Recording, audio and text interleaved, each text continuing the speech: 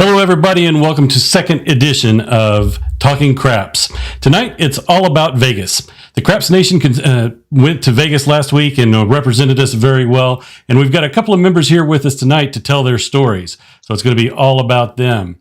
We've got Bird Dog 301, EZ Craps Nation, Born to Roll Dice, and Big AZ all joining us tonight. Welcome, guys. Welcome to the show. Thank you. Good evening. All right. So normally in this show, I would do a couple of different segments, some trip reports and things like that. Today, like I said, it's going to be all about the trip last week. Let me. Sorry about this. Move over here to. We're going to start with Roman. Roman, welcome to the show. Thank you. Thank you for having me. Appreciate it. Yeah. So why don't you start by telling us a little bit about the trip? How'd you get there? Did you fly or did you drive? What was your mode? We actually go on the same flight as Bird Dog, and we left in the morning, had a 3-hour layover in Phoenix, and then flew in about 1 o'clock, went straight to Excalibur, kind of checked in with Bird Dog there, and we had some food there at Dick's. Just kind of walked around for a little bit, kind of got feeling the vibe of the casino, and went to the table to kind of look to see how many tables were open, what the minimum was, and checked into the Luxor, so we stayed at the Luxor. Eddie stayed there at Excalibur. So it was uneventful, just regular trip. And the casinos were, pretty empty, a little emptier than I thought they would be. I thought they would be a little bit busier now that the bars are open. But during the day it was a little slow. But those craps tables, let me tell you, they're still full. People are still there lining up, and it was very, very interesting to see the way that the tables were this time around. So I need you to go back for a second. You said one thing Sure. here. When you first got there, you checked into or you went into the Excalibur, right? yes, we were there with Bird Dog. Okay, we're there with Bird Dog, and you actually were brave enough to go to Dick's Last Resort. Yeah, that was my first All right, time. I got to hear about this. This has got to be good.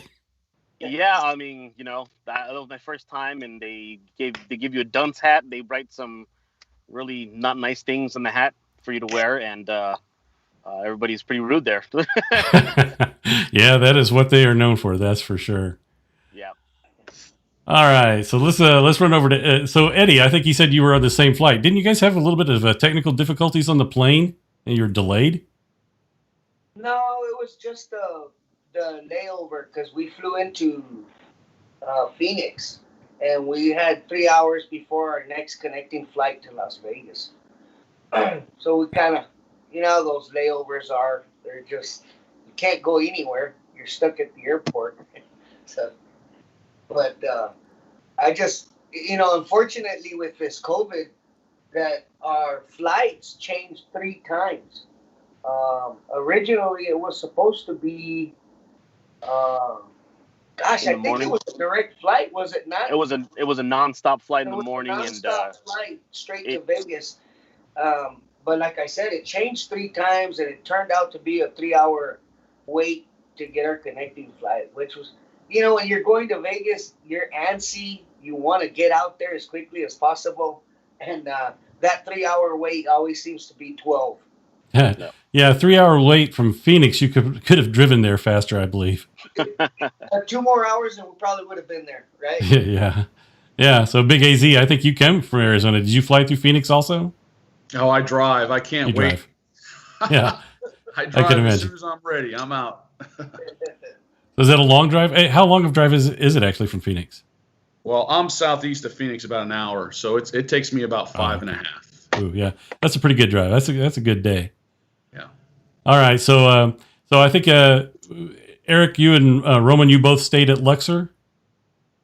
Yeah, we did. We bunked up. I had gotten a Southwest vacation package, but my girlfriend couldn't make it. She was still working, so we canceled that one. And then Roman was kind enough to let me bunk up with him, so I actually still need to pay him for that room. now that you remind me, yeah. Yeah, you remind me. Yeah, and Bird Dog, I believe you stayed at Excalibur, right? Yeah, that was my stay for the week.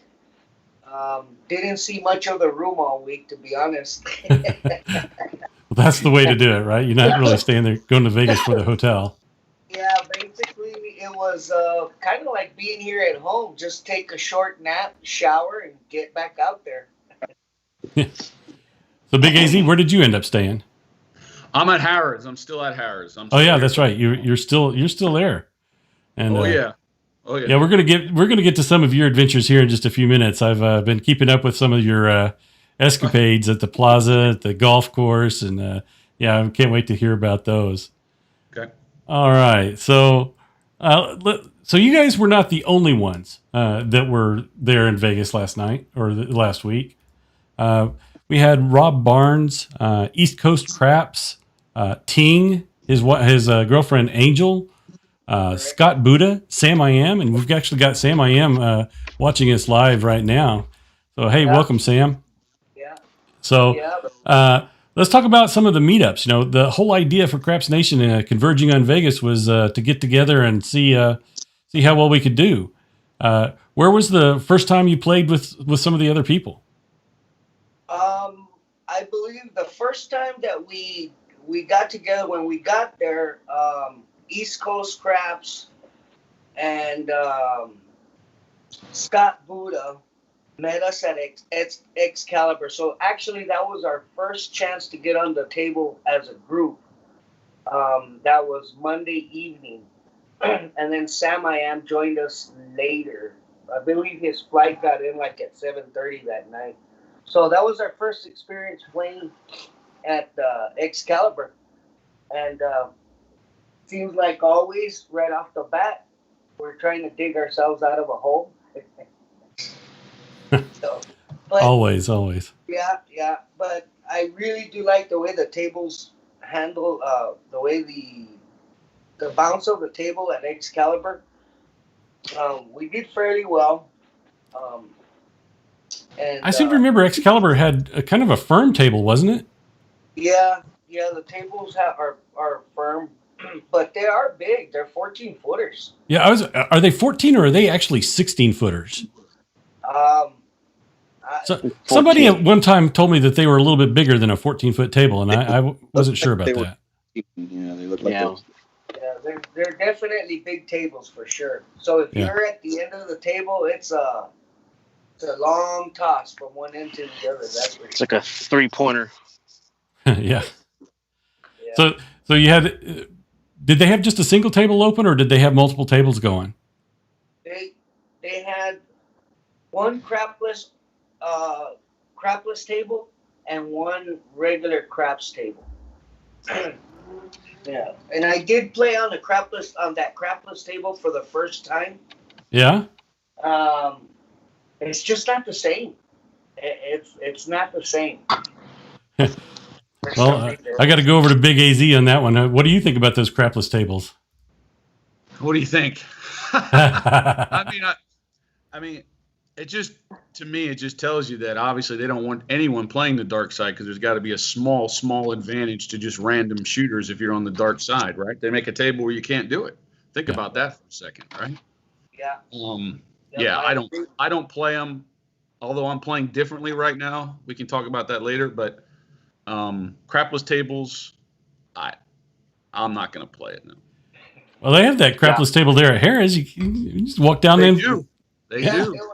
It was a matter of fact. It was funny. Gosh, I don't even remember who the heck was. I think it was who was playing with me. I can't even remember who was playing with me on that crapless table, and he kept doing crap checks.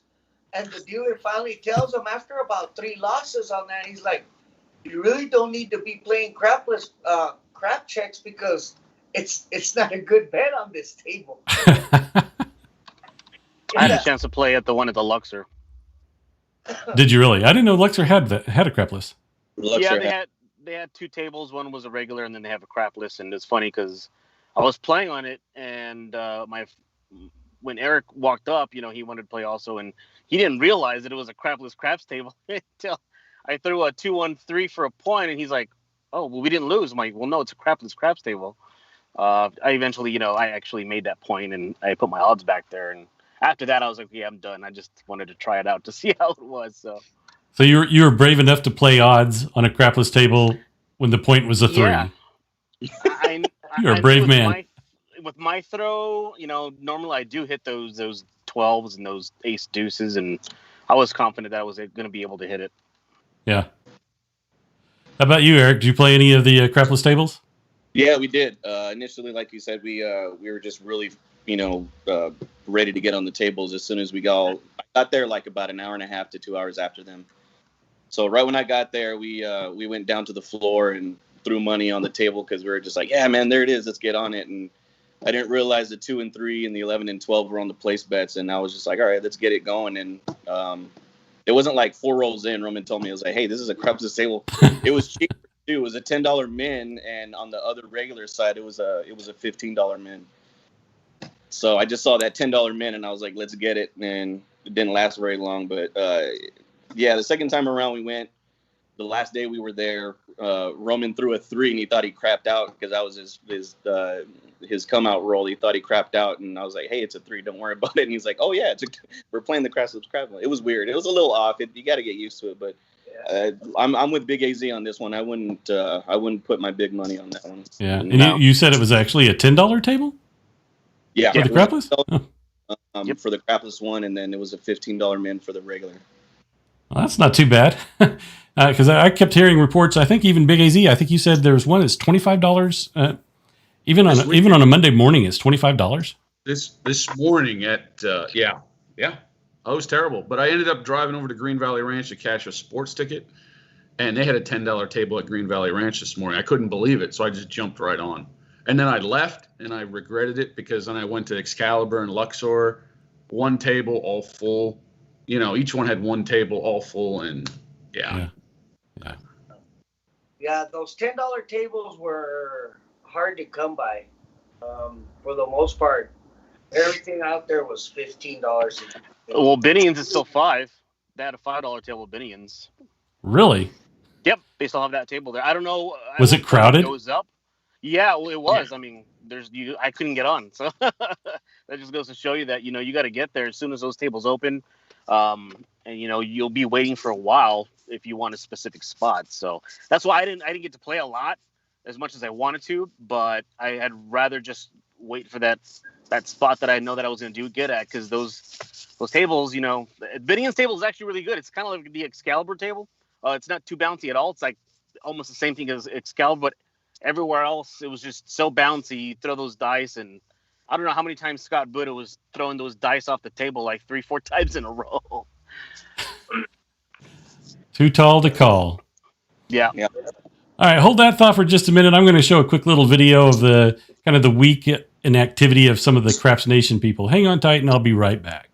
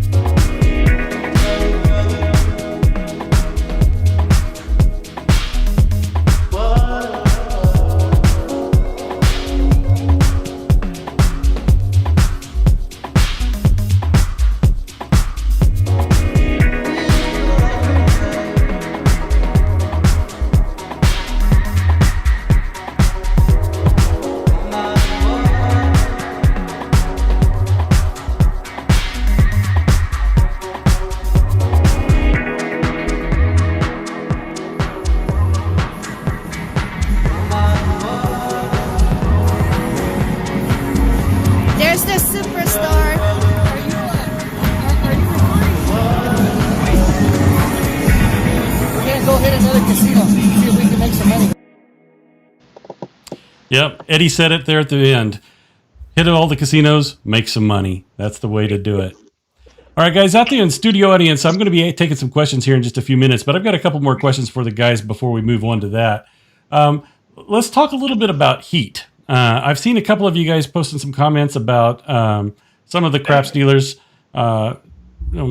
hit the back wall. Tell me about some of your experiences on that. Do you want to talk about Sam Bird Dog? Yeah, we had a small issue at the Golden Gate. One of the times, we actually had all crap. We had East Coast on the table. We had Sam. We had Ting. It was pretty much all. It was just Craps Nation on the table. I was on. And we were rolling pretty good at one time, and I don't know, I overheard the box man talk to the stick man saying that they needed to keep an eye on us. Or keep it. I don't know if he was referring to me, the shooter, because I was on some hot rolls. But I think he was referring to us as a group because they kind of figured that we were all buddies. So I overheard, keep an eye on them. And after I heard that, I kind of just, one more roll, colored up, and just walked off. Can I add to that, Bird Dog? Yeah, go for it. Just from my perspective, when I was at the Golden Gate playing with you guys, we had everybody at the table, but Bird Dog was on stick left 1, East Coast Craps was on stick right 1, and everyone else was probably out of position. So just from my perspective, I wasn't really playing until the dice went around to stick right 1 and stick left 1, and all of a sudden, not just me, but everyone, all tall, small. Here, nickel, all tall, small. Like the table was bombarded with all tall, small bets when it went back to stick right 1 and stick left 1. And there was really no other bets on the other position. So if you're watching, as security's watching, it was like, wait, what's going on here? I could see that, but. Yeah. But it's not like we were taking them for all kinds of money. No, but they could see unusual betting patterns, and I'm sure it tipped them off, Yeah. Well, I think the issue that Sam had was that he was tossing and he was trying to get into that right hook. He was stick left 1 and he was throwing into that right hook, and he was throwing them pretty parallel to the stick man and the rail. So he wasn't hitting the rail, but he was getting pretty close. And the stick man at one point, who was an 18-year-old newbie, was telling Sam, "Hey, you almost in my face," and that's when them two got into it. And Sam's like, "Well, move your face out of the way. Wow. You need to lean back." And at some places, I can't remember off the top of my head, the stick people are pretty nice. They'll kind of move back a little bit when they're throwing. If you're stick left 1, and they'll move back. But this 18-year-old, he didn't want to do that, and he'd just rather argue with Sam on that. That's what happened between them two at that table. Yeah, that was what Robert Barnes was saying, is that he's noticed that a lot of times the stick man will step back for you, but if they don't, that's a crappy dealer, really. Yeah. That box man wasn't very nice either. You could tell. I couldn't hear what he was saying, and like Bird Dog was saying, he was saying something to the stick man, and you could tell just by the look on his face, he wasn't having it. He told Sam, like, you need to throw towards the middle where the pass line's at. And Sam's like, no, I don't. I can throw the dice wherever I want to. As long as it hit the back wall. Got a lot of new dealers out there right now that don't know what they're doing. So that was the heat that I guess some of the heat that we're getting. A lot of these, after COVID hit, a lot of people, like the old dealers, they up and quit. There wasn't any work for them, so they left. We have family down there that know about this because they work in the casinos, and they said, hey, look, after COVID, or when COVID hit, a lot of people left that knew what they were doing, and all these people don't know what they're doing came in, and that's where, we had an issue with that. So that's going to keep on going for the next, I don't know, few months. Hopefully it doesn't. Hopefully they get a lot more, table experience, and they don't argue with, people that are, throwing their money at the casino. Yeah. Well, and it seems like for some reason, and I know AZ has a lot more experience, that it seems like they're trained that way, and I know a lot of the times the box man, they get a little phone call from upstairs, and if they see that they're not making any calls on short rolls or stuff like that, they will call it. They will start calling it out. Yeah. Speaking of phone calls from upstairs, I I don't know if it's actually a phone call that you got, but Big AZ, I think you had an encounter on a bubble craps machine where they stopped you from filming. I even asked permission. I went to, you can film at Cosmo and Aria. I've filmed there all the time, but it's the red dice machine, and I've really turned sour, and I'm really not playing them anymore after this trip. So there's the little individual white dice machine they have at Tuscany. Oh, yeah. Yep. The little individual one, and it just seems more random to me, a little less funny business going on. So I asked the slot girl after I played one session, I said, hey, is it okay if I record here? I have a YouTube channel. I'm just going to record the screen. And she said, let me find out for you. So she went away. She came back like 5 minutes later. She said, yeah, it's no problem. As long as you tape the screen, you're good.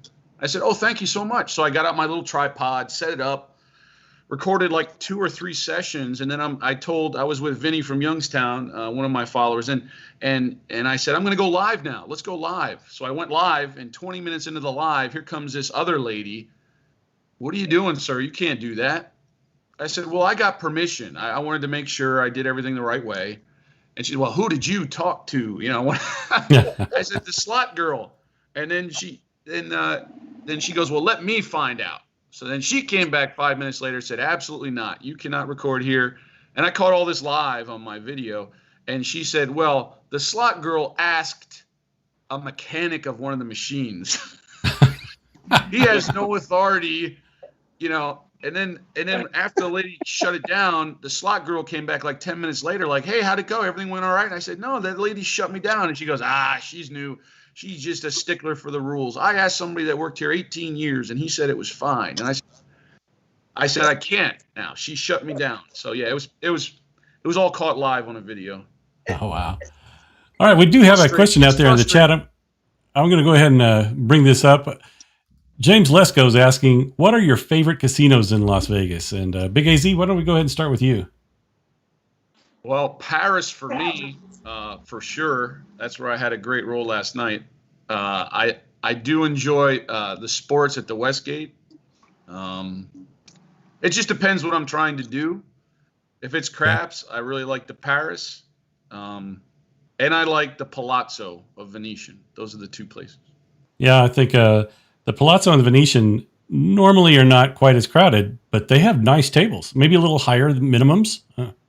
Beautiful table. The Palazzo is always empty of people. A lot of times they don't open their table till like 8 o'clock at night. They do have triple the bubble, and the table was $15. So wow. So it wasn't really anymore. Getting on the table there at all, AZ? What was that? You didn't have any trouble getting on the table when you showed up, huh? Oh no, the Palazzo, not during the week. I walked through there on a Saturday night, and they had 3 tables open, and they were full. Okay. But during the week, nobody's in the Palazzo now. So I'm going to go around the table, and I'm going to come back to you and ask you about your Paris adventure. All right, so let's go over to Born2RollDice. How about you? What was your favorite casino? You know what? We went off strip. We met up with Ting, and he was staying there at the Silverton. Mm-hmm. So that one is off strip a couple miles, and it's not huge, but it wasn't packed. The table was busy where we're at, but you know what? The dealers were really nice there. It was really, a good field vibe. My wife won some money in the slots. She couldn't win anything at Luxor or anything on the strip. She couldn't win anything on the slots, and we were able to pick up some money there. And I played roulette a little bit, and it was fun. So we did really well at that casino. So this trip around with Silverton. Next time around, definitely want to visit some more local casinos. I want to go to Red Rocks for sure. But that Silverton was really, really the one that we kind of liked the most this time around. Very nice, very nice. Big AZ, I'm going to come back over to you. A couple of people are putting some comments out there. Louis says tried his Palms and Red Rock for bubble craps. Well, actually, I'm not sure if that's bubble craps. That may just be regular craps. I think Palms is closed, isn't it? Yeah, I think the Palms is closed. But I know nobody's talked about it yet, but I'll tell you the clientele has really gone downhill, and I'm sure everybody will tell you that. I can tell you, this is an absolute true story. Walking back from the Paris last night, I'm staying at Harrah's. I couldn't even walk back. They had casino doors blocked, police caution tape at the Link in Flamingo because there was a shooting right outside the Flamingo last night. Wow. So me and another gentleman, Chris G, a subscriber of mine, we had to walk around the link outside, and this is at 2 a.m. in the back, out the back, and down and around to get into Harris because the strip was shut down by the police. Wow. And the trash everywhere. Man, that was definitely worse. I'm telling you, man, I just don't have the same feeling. And when I went to Green Valley Ranch this morning, oh man, everything was great. The clientele was great. There was no problems or issues off strip, just like you guys were saying. Yeah. It's interesting. The off strip feels a little bit safer than the strip itself. Wow. Yeah, I agree with AZ. The strip, you can definitely tell that there's a different vibe on the strip right now. Yeah. And yeah, I tried. I really didn't go to too many. I did want to try to hit Paris and the Palazzo, but basically I ended up. We were hitting downtown in the mornings, Tuesday, Wednesday, Thursday. Well, except Thursday because I was playing golf with AZ. But Tuesday, Wednesday, for sure, we were in downtown area. And in the mornings in downtown, there's no issues finding tables. You don't have the shadier side of the crowd like you do in downtown at night. It's a total different vibe, morning and night. Yeah. And so I really enjoyed hanging out at downtown in the mornings, mid-afternoon. And then at that point, do the strip at the casino to be closer to the room. You know what I'm saying? Yep. But I really don't have a favorite as far as place, but as far as throwing dice, my favorite table of the week was 2. And I threw very well at Golden Gate. AZ joined us at that table there. The Golden Gate table was a really good table to throw at, and Tropicana. And Tropicana, all the times that I would go in there, the table was completely empty. Have the table to yourself. Well, I think Tropicana just opened last week, didn't it? It just opened up last week, correct. They've only been open for a week. Okay. Yeah. Let's go over to Easy Craps. Roman, how did you think, safety? Let's talk about safety. Any issues? Well, No. yeah. My name's Roman. Eric is Easy Crap. I'm sorry, guys. Sorry about that. Everybody gets it wrong. No, we didn't have any issues. We stayed out a little bit later with my cousin. Like I said, we went to go meet up with him. Definitely a different clientele on the Strip and on Fremont Street. We didn't want to stay out any much later than what we had to. But overall, no safety issues. I didn't feel like I was not safe at any point. And about your favorite place to play, where's your favorite? I don't have a lot of Vegas experience playing craps, man. It's mostly just been, leisure and, throwing money wherever. So this is actually my first, dice, meetup.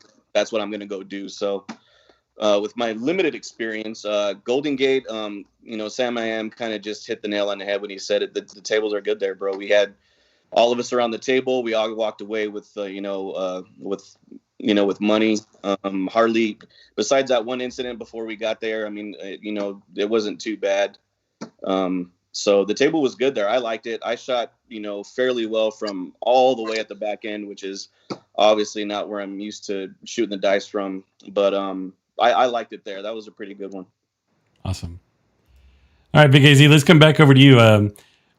I believe it was Paris last night that you had a fantastic roll. And without giving too much, because I know you have a video coming out soon on it, tell us a little bit about it.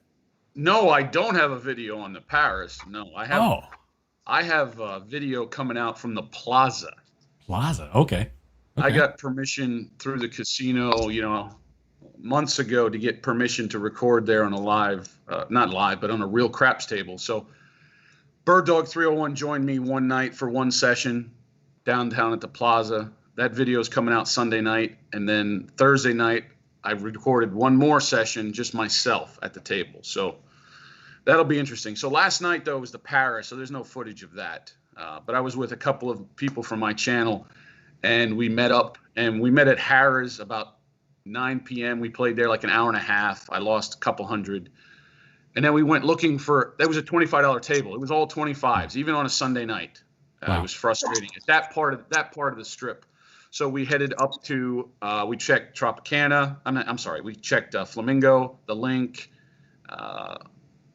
and Bally's. Couldn't get on any of them. And Flamingo was all quarter, same thing. We went to Paris. There was two $15 tables. Stick left one was occupied, so I stayed back. The other two guys joined in. Stick right one, stick right two, because I'm trying to throw dice now because I've been practicing. Trying to anyway. So I waited like 20 minutes. The guy left. I jumped right in on stick left one. First time around, I shot like 5 or 6 times. Not great. And then the next time the dice came around to me, I shot, and it's no lie, it's absolute truth. It was like an hour and 20 minutes, and I bought in for 400 and I cashed out for 2,500. An hour and 20 minutes. I wish I would have been on that roll to see it. What was that? I wish I would have been on that roll, man. Dude. And I wasn't even, I did 135 across, and I was on the pass line, and I didn't really press much until like maybe 15 rolls in, and then I pressed a little bit.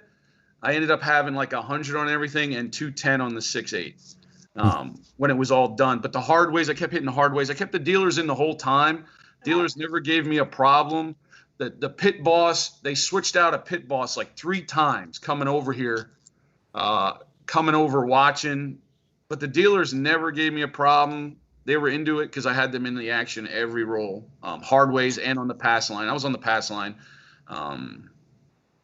I didn't know how long it was. Honestly, I didn't. But RJ Houston said he had got a call from his wife at whatever time it was. And then he said he called his wife back an hour and 10 minutes later. And I was rolling before when his wife called, and I was still rolling when he called his wife back. And that's awesome. That's amazing. So it's like, you got to be lucky. I mean, I rolled a couple 7s in between there, but they were on the come out. Yeah. Yep. And that's and I was off. yeah, and that's you know what I mean? Sometimes you have to have those come out 7s at the right time. Yep. And that'll keep you going. Man, congratulations on that roll. I mean, that's a once in a lifetime. Listen, it's once in a lifetime throw, I'm sure. There were other people at the table. A guy jumped in playing the repeater bets, but he wasn't there even in the beginning. Maybe the 3rd point he jumped in, started playing the repeater bet. He hit it. He threw me money. There was a young couple to my left that just started the game, and the girl was hugging me when we were over. She's like, "Oh, that was so great." Oh, I'm like, "Oh my gosh." I didn't realize, I guess when you're in that zone, you don't realize what's really happening. I mean, and then everyone was so happy that they got their money back, you know. Yeah. Yeah, you said it. Awesome. In the zone. You know, we hear about that all the time, that you get dialed in the zone, and you're just not really aware of anything but the dice. Yeah. That's awesome, man. That's really awesome. Oh, all right, we got a question. Way, can I say one more thing, David? Yeah, go right ahead. Golf. I played golf with Bird Dog 301. We had this big challenge, hyped it up. I tried to record. I have some footage, and hopefully that video goes out. And it was great playing with Bird Dog and just getting away from the strip for a few hours, you know, getting fresh air. That was awesome. Yeah, I look forward to seeing that. It was good experience to get away from a casino for that 5 hours, you know. It was good. Now, I will say this. When you don't touch the golf clubs for over 12 months, it actually shows. Well, I have to ask, Big AZ, are any of the clubs bent after the session? That's funny because, you know, I'm totally not that person. I'm very calm most of the time. I'm sure you can ask Bird Dog. I'm very calm and quiet. That's when I'm at my own craps table. That's when I can release all my frustrations. Yeah, I'll say this about Big AZ. He does have the proper golf etiquette. Okay, and he's got the mentality for it. He's got the patience for it. Um, it was a great day of golf with AZ and my son. You know, my son joined us and Scott Buddha as well. Oh yeah, Scott that's right. Buddha. Yep. Unfortunately, Awesome. Scott Buddha didn't play on the same group. They kind of basically put him on another group, but it was okay. It worked out. Awesome. Well, we got a couple of questions out in the chat. Let's turn over there. Byron Knight's asking, how often are they cleaning the dice and chips at the tables there in Vegas? They have actually 2 bowls, so they have like different colors. So the ones that they're playing with are that color. They have the backups which will come up next that are already been sanitized, so that when they're ready to go to a new shooter, they'll switch them out and then they'll sanitize the dice that were just being used. Awesome. So there's always sanitized dice ready to go. Yep. Rotate them. Yeah. All right. Next question. Green Mirror 555. Hey y'all. What and were your estimates? I'm sorry, I can't read this. What were your longest rolls and worst 0.7 outs? Oh, can I say something with me and Bird Dog? I'll tell you, when we were at the plaza, we got off to the worst start ever, I felt like. And I was on a real table with a big bankroll, and I'm not used to betting the pass line. And me and Bird Dog got off to a brutal start, right, Bird Dog? You'll see that video Sunday. It was brutal start, man. Oh, Yeah. I thought for sure it was gonna be a 6-minute video. Right? yeah. Right? I thought this was gonna be the shortest live plaza video of all time. It was bad. But Eric? Go ahead, Eric. Was there a question for Eric? Well, how many rolls? What was your longest roll? Because I only did like 9 or 10 rolls when I rolled. That was like my longest. I think it was like 9 or 10. I think Golden Gate was my longest roll from the end of the table, the end of a 12-foot table. So I think that's why I like Golden Gate. That's my longest roll there. Yeah, you always like the ones where you have the long rolls. Yeah, 15. I think 15 was the maybe, plus or minus. I don't know, about 15 rolls. I mean, like I said, I walked away with, I went plus walking away from that table. That was about my longest roll. I have a very low bankroll, so I don't go any higher than maybe like min inside, or once I get that off the table, I'll turn off and just bank on my pass line bet. Yeah. So I'm going to a couple more comments out there. Big AZ, after your experience there for an hour and a half, Googs 5-0 is asking no press and hit to the max. Yeah, right. But if I would press, I would never have any bankroll left. And I'm an aggressive guy generally, but with 135 across and money on the pass line and money on the odds plus money on the dealers, I mean, you're talking over $200 out there. Well, not to mention your bankroll had to last 5 days or so. You've been in Vegas for a few days. 7 days I'm here. Yeah. I know that I rolled the dice pretty darn good all week. I was very consistent.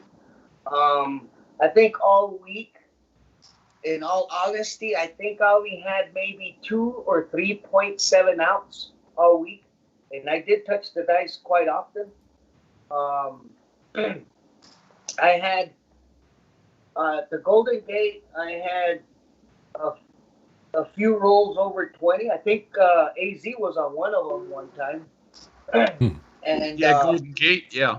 Yeah, it was easy 20-plus rolls. At Tropicana, I had several rolls over 20, maybe a couple over 30. I really rolled the dice really well at those 2 tables. I've got a story about Tropicana. The table was open. It was pretty empty. There was this one Oriental guy at the end of the table. And I had Ting to my left, Angel to my right. And Ting was passing the dice. He didn't want to throw from that back end. And I had been throwing well. And that Oriental guy, after watching me throw the dice 3 times, he started passing the dice, and he wanted the dice back in my hand, and he went up to me, and he says, "You're not leaving right now, are you?" And I said, "Well, we'll be leaving here shortly for lunch." And he's like, "Please don't go." So he kept passing the dice so that I could get the dice back in my hands. So that was a pretty neat gesture. That's a nice compliment to get. So that was pretty neat. Yeah, Bird Dog, I got to ask, do you do work out with weights or anything on your arm, your throwing arm, so you can handle all of these people passing the dice back to you? No, I don't work out at all. No. Couple more questions out there. We've got James Lesko asking, curious to know if any of us ever go to Laughlin or Tunica, and if it's worth it or not. I've been to both of those places. Tunica is, how do I explain? It's kind of like Atlantic City and kind of like downtown Las Vegas, in my opinion. Tunica is not like a vacation resort, let's say. Yeah. It's more of a city experience. I wouldn't go all the way to Tunica when you could go to Las Vegas. I wouldn't personally. And Laughlin is more of a senior citizen area, which is fine. That's not what I mean. I'm trying to explain it. And it's kind of on the water. It's kind of on the border of Arizona and Nevada. And I'd say there's less tables available in all the casinos combined and less chances for you to get on a table, in my opinion. But it's a lot more quieter if that's what you want, you know? Yeah. And that's exactly what I'm looking for. I'm about to head to Tunica here next week for the next couple weeks. So thank you, Big AZ. Yeah, buddy. And we got Rob Barnes asking a Binions question out there. Does Binions have the bonus craps bet? No, they don't. Nothing on their table, huh? No, they didn't have it. As a matter of fact, it's funny that Binions was probably one of my, for a $5 table. For some reason, when we were there as a group, we hemorrhaged money at that table. None of us could make any money on that table for some reason. We just, the table was cold, and we should have probably done the dark side to do better, but yeah, we didn't do very well on that table. Hey, David, can I mention one more thing? Yeah, go ahead. Sorry, man. Caesar's Properties, if you guys don't know, when you play at Caesar's Properties, I mean, it's a very slight, subtle change, but it does eat at your bankroll. Every property at Caesar's, you know, hard way prop bets, they all pay 4-1, not 2-1. They changed the word 2 to 4. So they pay, you know, AC-deucey 15-4-1, not 15-2-1. So they're taking an extra $1 out of every win on every prop bet. So watch out. Yeah. Yeah, something to keep in mind. Caesar's Properties, yeah. Yeah. All right, guys, I'm going to click to another video real quick. Some highlights of live fantasy craps on Wednesday night. So those of you who are at Vegas Dice Controllers, we're going to come back and ask you a few questions about that night. Hang tight.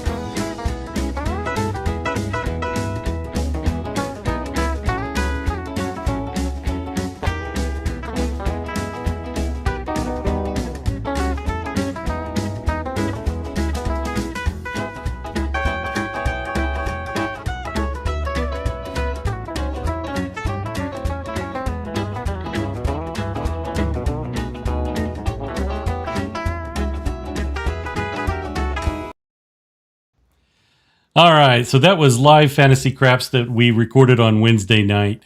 So in case you haven't seen it, it's just a show where several of us get together on our tables and we do a round. Each of us take turns rolling the dice, just like you would at any other craps table. But this last Wednesday was a little bit different. Vegas Dice Controller and the Columbian Dice Controller hosted several of our Craps Nation fellow members, and you could see by the video they were having a pretty good time. Bird Dog, tell us about that experience. First of all, VDC and CDC are fantastic hosts. They're really great people. They took us in, and the whole Craps Nation crew that was there, I knew they were great people to begin with, but now meeting them in person and hanging out with them, it was just, it made the Vegas trip experience just that much better, because we couldn't have hung out with better people. Yeah. All of us. And then the fact that, I had Roman and Eric from El Paso, from my hometown, with me out there. It was just a great experience. Great people all around. It was such a fun time. Yeah, I wish I could bring it back up on demand, but one of my favorite scenes in that video was actually of Eric after you sevened out. You just got so excited, pounding on the table. It was a lot of fun to watch. It was so I think it was somebody watching that said they were on my come out. Yeah. roll. Oh yeah. You're right. On, and I was touching the dice. I was about to get ready to throw, and they're like, "I'm on," and I'm like, "Ooh, no, here we go, bro." Yeah. You shouldn't have said that. And as soon as I let the damn dice go, man, 4-3-7 on a come out. So everybody's like, "Man, didn't Mel teach us anything?" Everybody learned that one thing from Mel was just don't work on the come out roll, bro. Yeah. So as soon as he said it, I was like, "Why did you say that?" And I threw the dice, and sure enough, you got that 7. And I freaking knew it. And then another time, it was Vegas Dice Controller out there throwing, and he does this little dance. Yeah, it's like, he sets the point. Yep, yeah. Yeah, he's a very animated thrower in every sense of the word. That guy had us working. They were saying he had the dealers working wherever he was at that one point. But holy crap, I was sweating just dealing for the guy. Like, he is so far past, like, my dice intellectual level that it's not even funny. So I know where I need to, come up, like, working on my throw and everything like that, but just working on the different kinds of betting and the paying out and stuff like that. Like, wow, guy just blew my. And if you think it's like a lot of fun watching the video, like Eddie said, you couldn't be around a better bunch of people, man. That it was even better being there in person. They're so nice. They're so down to earth. As soon as we walked in the door, he was like, "Dude, my home is your home. Here's everything. If you want it, go get it." So Eddie said it right, man. We couldn't have been around a better class of people while we were there. Yeah, and it looked like probably took place after the game, but you guys were out on the back porch, just relaxing, talking. It looked like it was just a fantastic time. And I think it was Sam I Am passed out over on a deck chair. Well, behind the scenes, Roman was the one kind of nodding off first, and then everybody came outside, and then he kind of woke up, stood up, and we look over and look at Sam, and Sam's he's already kind of wrecked out. I mean, great food. We had the liquids were flowing. We had East Coast crabs. Like, it was just like having a backyard, barbecue with a bunch of people you've known for years. Yeah. Exactly. That's what it's all about. It's about, going over these people, never meeting them in your life, kind of like the military. You can never speak to these people for 20 years, but yet once you do, it's like you pick up right where you left off. So that to me is, it means a big deal. Yep. All right, guys, we're getting near the end of the show. I just want to make sure that the audience, if they have any questions, to go ahead and put them in the chat, and we'll bring it on out. So, Big AZ, you're still there for another day. What are your plans to wrap it up? Monday Night Football, big game tonight for sure. That'll be fun. It's probably the most exciting game for the whole year tonight. Chiefs Ravens, and then I'm going to head to the Tropicana per Bird Dog's advice, we're going to try that. And then I'll head back to Paris and see how things go. And then tomorrow when I leave, I'll probably head back to that Green Valley Ranch and try to throw there because it was a $10 table this morning. So I'm sure it will be tomorrow morning too. And be aggressive early in the roll and then regress. Yeah, I said it. Hard to believe I'm saying these words out of my mouth. But yeah. Welcome to the light side, AZ. What? Welcome to the light side, bro. Welcome to the light side, AZ. Guys, that's why I've been practicing a lot because I honestly don't know how to bet from that side. And that's why I was practicing leading up to this trip because I'm not used to that. Because on the dark side, I keep progressively making bigger bets because eventually I'll get paid. But on the light side, I can't do that. I got to do it the opposite way. So, Well, can I say a quick story before we leave? Yeah, go ahead. The fact that because since Big AZ is such a big dark side player, there's a story that happened to me Friday night. It was late Friday night. I have a friend of mine, a subscriber of mine. He was probably one of my first subscribers. And I don't have very many. I only have 343 subscribers. That's not much. But this guy has stuck around, and we've been trying to get together in Vegas, for a while. And this guy, Mario, threw the dice very well. Long story short, we're at Excalibur, and we've got two guys on that back right side over there at the end of the table. And these guys are dark players. And they've got easy $400 or $500 of green chips and red chips stacked on the don't. Okay? So what these guys are doing, they were blocking the throwing lane to manipulate the dice to help their side of the bets. Okay, well, they were winning. They had been on that table 4 hours prior because I had already seen them. And they were making money all day long on that don't side. So when Mario and I got on the table and we got the dice, we had to pick our landing zone. And Mario had a stack of chips almost, it seemed like, as high as the rail that these guys were covering that don't side.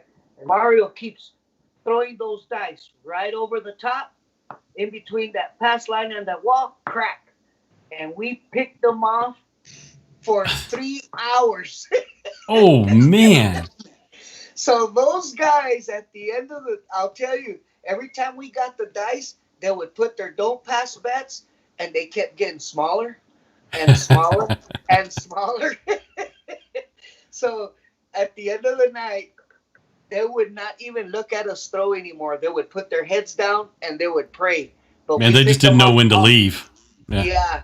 And we picked them off all night, and it was a great night. Him and I walked off with a profit, and that's how I finished off the week. So that was cool. Awesome. All right, real quick, let's hit a couple of...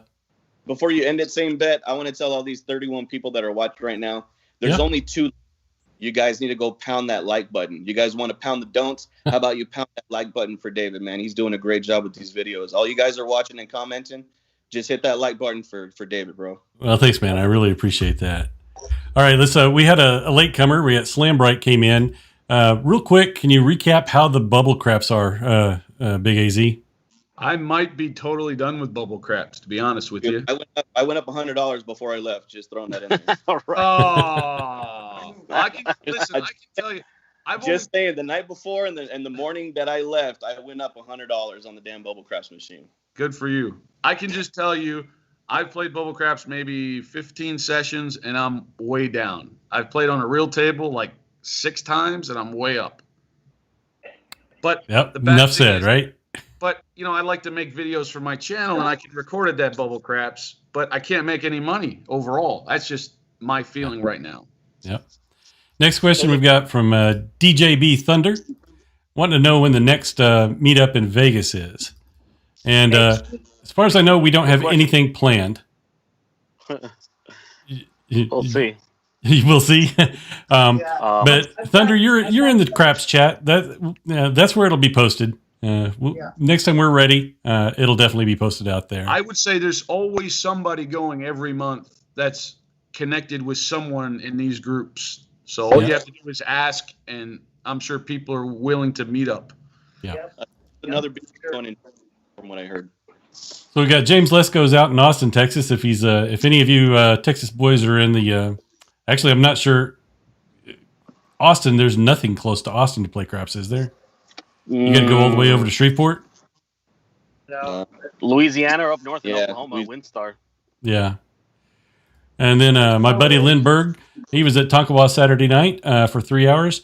Lynn, I was there too, but they the craps, they have that electronics clap machine and it was broken. Did they get that fixed? Did you actually get to play? We left. We left over and went over to Seven Clans. Let's see here. What else do we got? Just looking through here, see if we have any questions before we call it a night. AZ, I can't wait to see that video, the video posts for the Plaza. Congratulations on getting Plaza to let you film. It was a great time. I can't wait to see those videos come out, bro. Thanks, man. Hopefully they come out. I mean, hopefully we can see what's going on. I mean, I have not seen the footage myself yet, so like I said, I had to use RJ's phone and my phone for when the dice land, and I don't think that shot came out very well. So we'll see. I mean, it's all real. There's going to be no editing, except I think I'm going to have to put on there what the dice roll is so everybody can see what the roll was and the number. Yeah. Well, all right, guys, on that, I think we're going to go ahead and call it a night. Big AZ, Born to Roll Craps, Easy Craps Nation, and Bird Dog, thank you for spending time with us tonight and giving us a recap of that Vegas trip. We're going to come back again next Monday night with a new topic, and thanks again, everybody, for tuning in. Appreciate it. Thanks, Dave. Thanks, Later, Dave. man. Thank you.